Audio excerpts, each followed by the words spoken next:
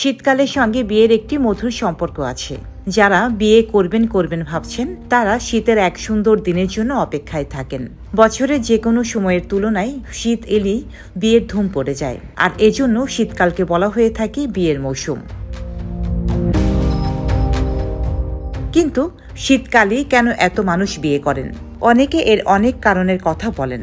জেনে নেওয়া যাক শীতে বিয়ের নানা সুবিধাজনক দিক। বিদ্যুৎ বিল কম আসে।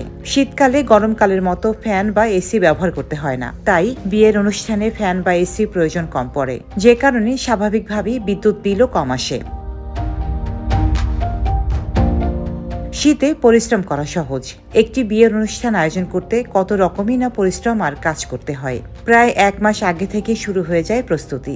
কিন্তু এই সময় গরমকালের মতো কাজ করলেই এনার্জি চলে যায় না, তাই বিয়ের অনুষ্ঠানের আয়োজন করতে ক্লান্তি আসে না।